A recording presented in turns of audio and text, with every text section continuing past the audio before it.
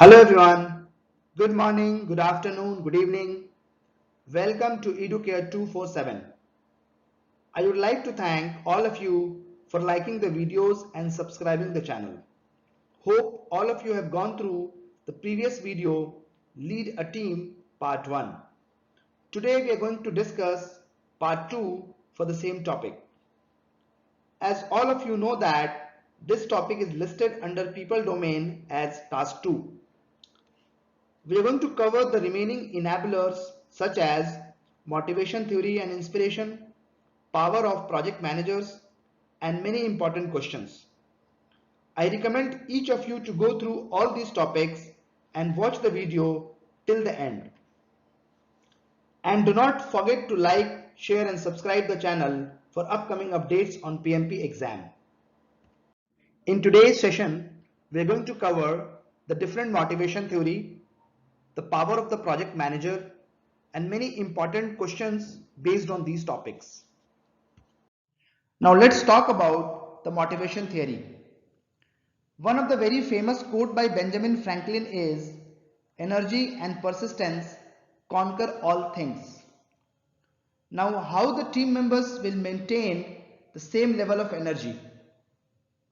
Although motivation is the part of self-management, however, there are multiple factors which drive motivation among team members. One of the best way to gain cooperation from a team or keep them motivated is to appraise and give rewards. However, how can we reward people if we do not understand what motivates them? Questions on the PMP exam related to this topic do not directly quote motivation theory. Rather, the questions may simply describe the situation and ask you what to do. The answer might depend on understanding that the person in the situation or what the project manager was using an effective motivation technique. In general, we can increase our motivation at the workplace or in the project we are involved in by staying the course and keeping the end goal in mind. What does it mean? It means pursue a goal regardless of any obstacles and criticism. The next point is returning to vision statement to keep you motivated. It means in the last video we talked about vision of the project or organization. So we have to keep visiting the vision, stay with it and put required effort in order to achieve it. Also, the next point is focusing on what you are working towards. Of course, we have to keep our focus on the work that we are working, rather it's for project or any of the activity or task. At last, reminding yourself of how things will be better once you get there. It means keep reminding yourself that how things will be better once you get there or once you complete the things, such as how end results will improve things. Just take an example. Assume you are working on an automation project. Just imagine how it would be useful or helpful for the people working in operations when automation completes. As I stated in the previous slide, we need to understand what motivates different individuals. Let's discuss few motivation theory around it. The first one is McGregor's theory of X and Y. McGregor's believed that all workers fit into two groups, X and Y. That's how it became theory X and theory Y. In exams, many of the situational questions might be confusing to answer. I have put a strong visual in terms of emoji. If you see here, I have put a sad emoji for theory X and happy or smile emoji for theory Y. Managers who accept this theory, I mean theory X, believe that people need to be watched every minute. They believe employees are incapable, avoid responsibility, and avoid work whenever possible. PMI does not support this theory, and in the exam, this should not be an answer. Now the theory Y says manager who accept this theory believe that people are willing to work without supervision and want to achieve. They believe employees can direct their own efforts. We should always encourage this theory and we should lies into this kind of project managers category. Now let's talk about the another theory of motivation, that is Maslow hierarchy of needs. Maslow believed that people are not most motivated to work by security or money. The highest motivation for most people is to contribute and to use their skills. And that we call self actualization. In the Maslow pyramid, we have a layer of needs. At the bottom, we have physiological needs. If you're moving up, the needs have different categories. Okay. What motivates Elon Musk or Bill Gates? What do you think? Do you really think they need money to keep them motivated? Of course not. By the way, money is the fuel which drives things. Businesses or organization purpose not to create fuels, rather to drive car. And there should be enough fuel by which they can drive car smoothly. In the same way, the leadership or the senior leadership team always get motivated by business value and not by money. They want to create the business value for larger segment of the society. Now let's talk about the factors or the needs for the Maslow pyramid. If you see at the bottom, we have physiological needs. So at the very basic need, what we want a base salary by which we can have our food, we can have our shelter, we can live properly, right? If you go up, our needs demands increases, and now we want safety. If you talk about the workplace, we want the job security, we want safe workplace and fringe benefits. At the personal ground, you want freedom from war, pollution or violence. If you go one level up, you need association, love, affection, friends, right? Co-workers, supervisors. Basically, it's talk about the belongingness. Okay. If you go one level up, the need called esteem needs, in which we want accomplishment, recognition, we want status, and we want increased responsibilities. At the personal ground, you want approval of family, friends, community, and we already talked about the self actualization. That is the best form of the motivation. Okay. Another theory of motivation is McClelland theory of needs. Let me just draw it here. The left side we call primary need, which is achievement, affiliation and power. And the right side we call behavioral style. So the people whose need is achievement, these people should be given challenging projects but are within the reach. Also, these kind of people like recognition. Okay. The people whose need is affiliation, these people work best when operating or cooperating with others. They seek approval rather than recognition. The people who believe or whose need is power, basically people who need for power is socially oriented rather than the personally oriented, are effective leaders and should be allowed to manage others. And these people like to organize and influence others. So you can see how the different kind of primary needs driving the different behavioral style. As a project manager, we should recognize these kind of different need among the team members, and accordingly we should plan for, or we should use our technique for motivating them. Another theory of motivation is Herzberg two-factor theory of motivation. The first factor we call hygiene factors and the second we call motivating agents. Many times you have heard people say that their office space is not good, the chairs are not good, cafeterias are not good.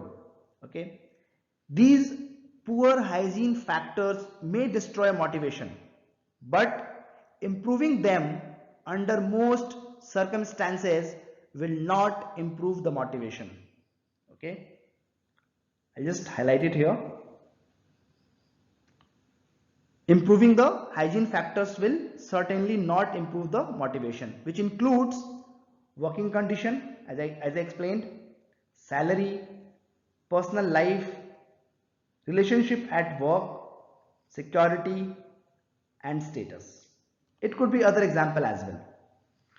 Rather, the actual motivating agents are, which we call, people are motivated, energized and engaged by the work itself, including factors such as the kind of work or the responsibility, self-actualization, which includes self-fulfillment, learning, growth, advancement, right?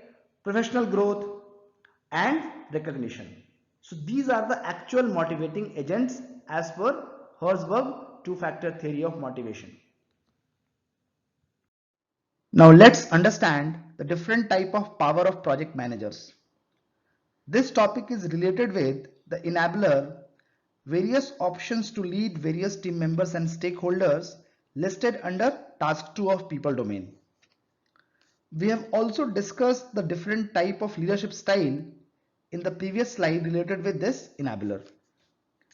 Now if I talk about the power of project managers, many of the time project managers can have difficulty getting people to cooperate and perform, especially if they are working in a matrix organization. We will discuss about the different type of organization in detail in another session. Meanwhile, we'll just understand the power of project managers. Now, understanding the following type of power of project managers can help in resolving those difficulty which is faced by project managers. The first type of power is formal power, that we call legitimate power. This power is based on your position. If you are appointed as a project manager in a project, the inherent power is given to a project manager, and that we call a formal power. Let me quote an example. Many of the times you have heard project managers saying this: I understand you disagree. However, after careful evaluation, I believe my decision is in the best interest of the team, and this is what we are going to do.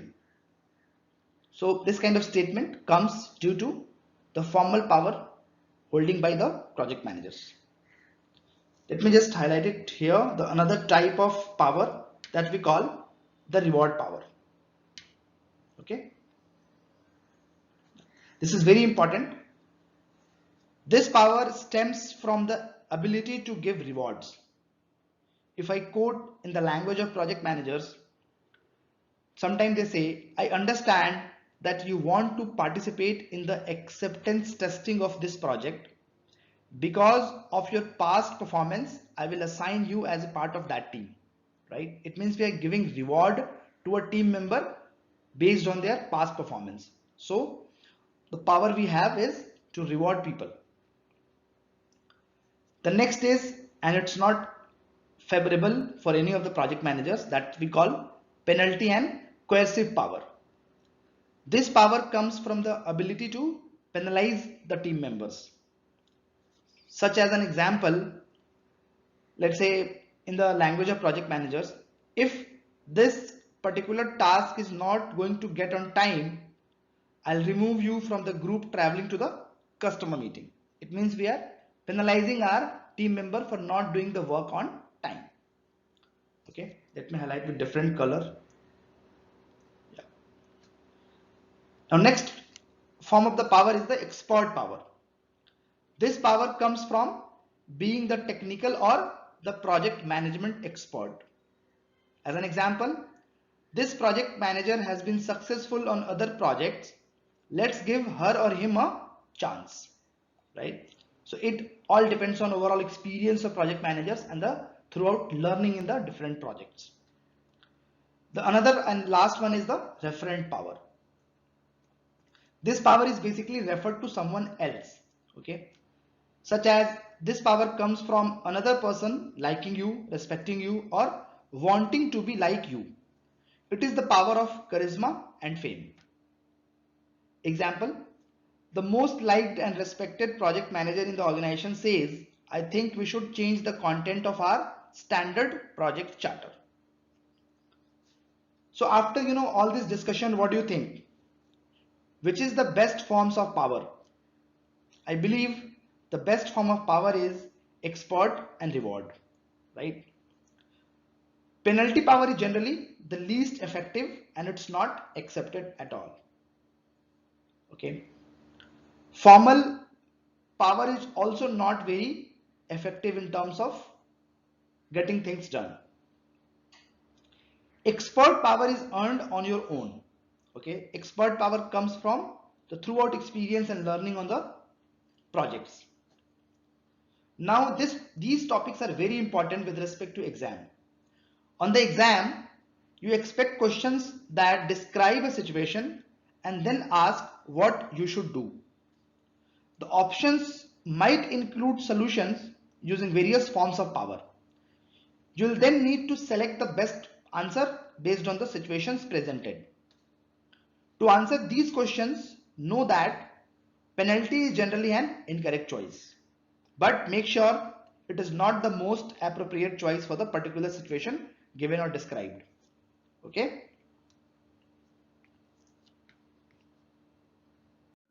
Now let's apply our concepts on solving some of the questions.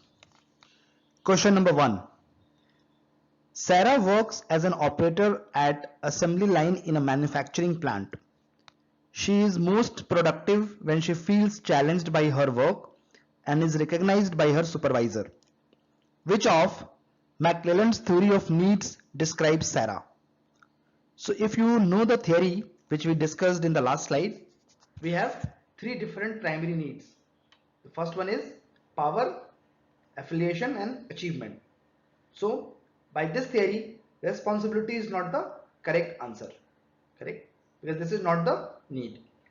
Now there are two key points here. The first one is Sarah feels challenged by her work. It means she likes challenging work and she also likes recognition. So this category lies in achievement, right? If you look at the definition or look at the behavioral style for this particular need. So C is the correct answer. Question number 2. Rebecca prefers to lead her team through problem solving in a very engaging way.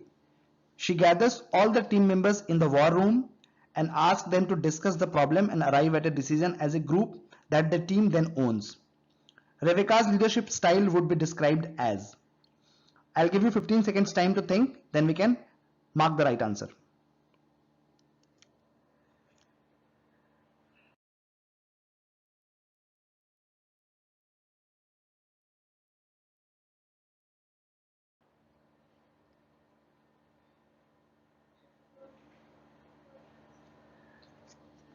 Okay, so if you see, the key points here is team members gather in a room and they discuss the problem, right? So basically this kind of style we call participative style or democratic style. And then team arrive at a decision as a group, and the decision they owns, right? So it's clearly that from the statement, this answer is C. Let me just mark it here. Yeah. Question number 3. You are a new project manager at a local manufacturing plant. Because you are so new to the organization, the only power you have over your project team is expressed formally in the project charter, designating you as the project manager. What kind of power is this? From the questions is very clear that we are not penalizing anyone, we are not giving any reward, we are not referring anyone. So B, C, D are all incorrect answer. The only correct answer is A. Okay. Question number 4. John is a project manager with many years of experience at his firm. His colleagues enjoy working with him as he is a great communicator. John can communicate the vision of the project to all stakeholders in a way that almost always leads to their support of the project. This is an example of what type of interpersonal skills. I'll give you 15 seconds time to think, then we can mark the right answer.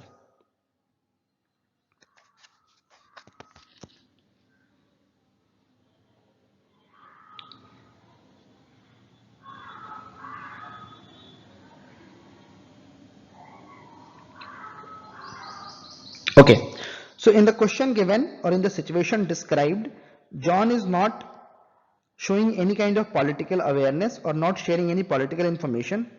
He's also not showing any kind of networking. He's also not resolving any conflict. So the only correct answer is leadership, right?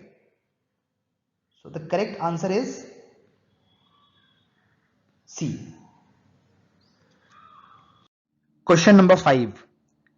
Mark has been a software developer for 15 years. He is proficient in numerous programming languages and has even won several industry awards for his development work. He is leading a team of 5 developers and contributes to the development and programming himself. His team members on the project trust him due to his experience. What kind of power does Mark exhibit? I'll give you 15 seconds time to think, and then we can mark the correct answer.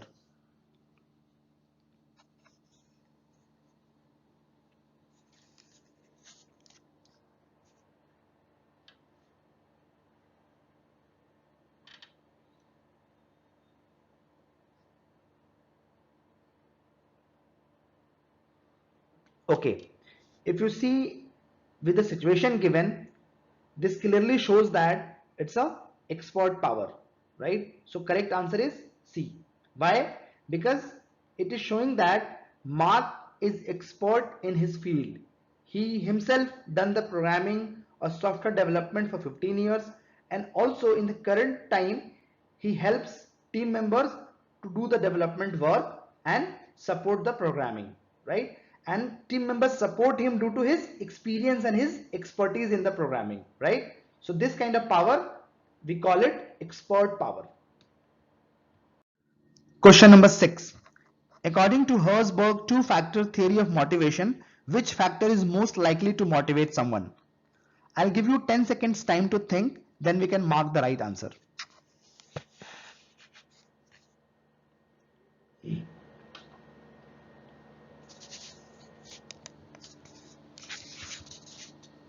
Okay, as per the two-factor theory, we have the first factor as hygiene factor, which includes salary, better infrastructure and personal life.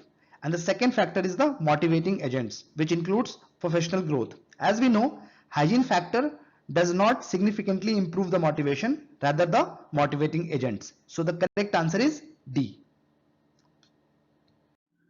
Question number 7. Mike is the project manager supervising the work of a software development project. Mike prefers to encourage team members to direct their work and solve problems themselves. He is responsible for the success of the project, but mostly ensures that the team is collaborative. He is known to host impactful team building workshops and enable team decisions making. Which management style does Mike adhere to? I'll give you 15 seconds time to think, then we can mark the right answer.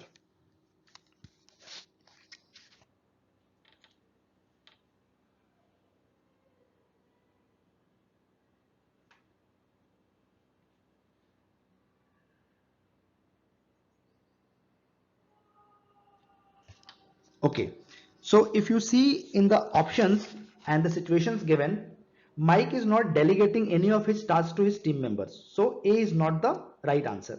Okay, Mike is also not coaching team members in the given situation, right? So B is also not the right answer. Mike is directing the work, but he's trying to get those work done by team themselves, and also he encourages the problem solving. Although D could be the answer, but there are some additional information in the question. Mike is responsible for the success of the project, but mostly ensures the team is collaborative, right? And also Mike host impactful team building workshops and enable team decision making. So this kind of characteristics in the influencing type of leadership style. Okay, so C is the correct answer and not the D1. Question number 8. Which project team is most likely to be successful with a laissez-faire management style? I'll give you 10 seconds time to think, then we can mark the right answer.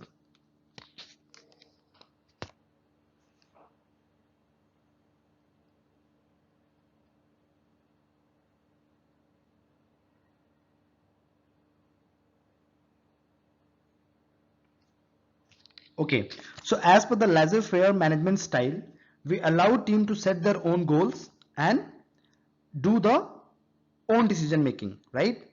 So when the team will be successful in this kind of style, when the team is highly skilled with a great deal of experience, right?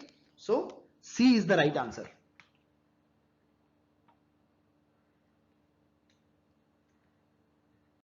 Question number 9. You are a project manager leading a cross-functional project team in a weak matrix environment. None of your project team members report to you functionally, and you do not have the ability to directly reward their performance. The project is difficult, involving tight schedule constraints and challenging quality standards. Which of the following types of project management power will likely be the most effective in this situation? I'll give you 15 seconds time to think, then we will mark the correct answer.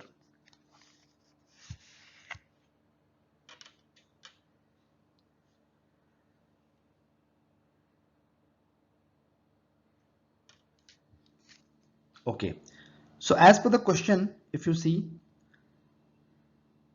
none of your project team members report to you functionally. It means you don't have any formal power, right? So A is not the right answer, correct? You are not penalizing any team members, and you are not going to do that because we are working in a cross-functional environment, okay? And the project is difficult, in which this kind of power is not effective. So B is also not the right answer, correct? We are not referring anyone. We are not going to quote anyone example here. So D is also not the right answer. As project is very challenging and we have to meet the quality standards, it means we have to show the expert power. So C is the right answer. The last question, question number 10. Kate is a project manager at a construction firm. Her project team members enjoy working with her for many reasons, but primarily because she empowers the team to act and innovate in the best way they see fit. What kind of leadership style does Kate embody? I'll give you 10 seconds time to think, then we will mark the correct answer.